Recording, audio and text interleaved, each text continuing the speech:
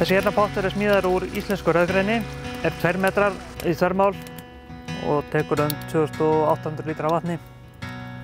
Við getum verið með þá í 1,60, við getum verið með 2 metrum eins og þessi og 2,40. Við getum verið með þá á lerki og greini. Þessi pottur er hugsaður fyrir 5 fullorðna einstaklinga. Þá hafa allir gott axlaplás, en það er nú örugglega hægt að koma fyrir hérna 6-8 krökkum.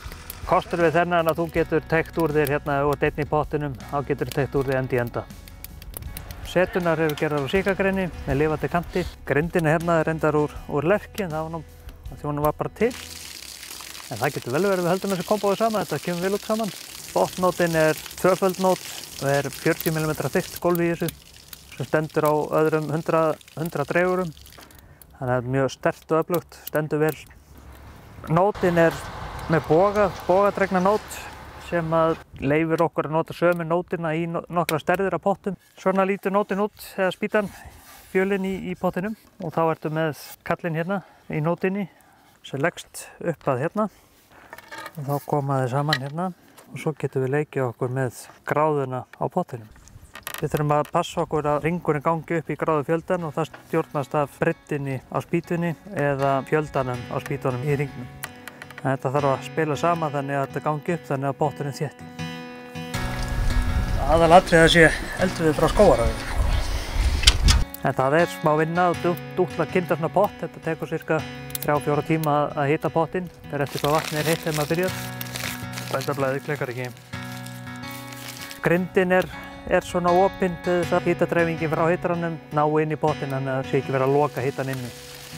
Við erum með göt á hitaranum, þegar þetta hitnar þá myndir þringrás á vatninu, það þarf ekki alltaf að vera að hræra í honum. Já, nú varum við bara að kveikja upp í. Meðan að hitinn er að komast í hitarann þá brennur hann upp hérna. Og síðan þegar bruninn er hafinn og hitinn byrjar að myndast niðri þá breytist trekkurinn, þannig að þá byrjar hann að sjúga hérna niður og reykurinn fyrir upp strompinn. Þannig að þetta er svona smá rétt með að vera að koma upp eldinum, þá rýkur upp úr hérna og síðan setjum við lokið hérna ofan á og þá fer þetta út úr strompinn.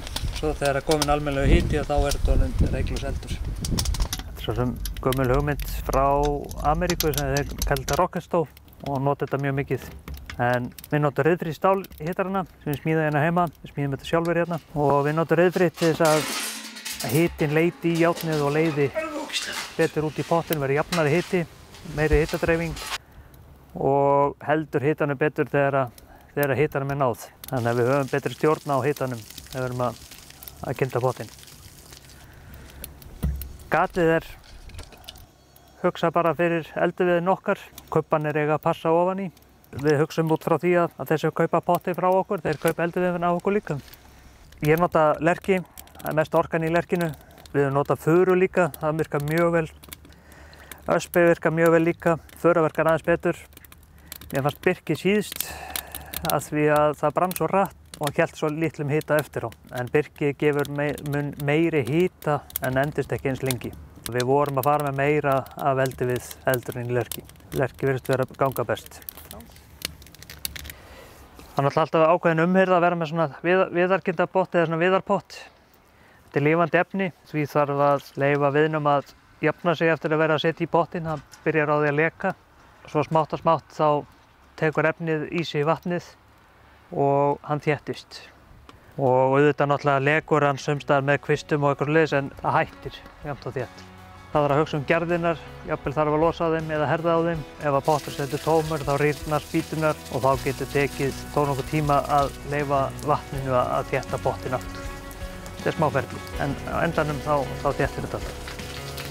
Já, núna erum við að vinna í að sjá hvort við náum að láta þetta koncept ganga upp í kalda pott sem nær svona 1,20 og vera með það sem auka afurð með heita pottunum.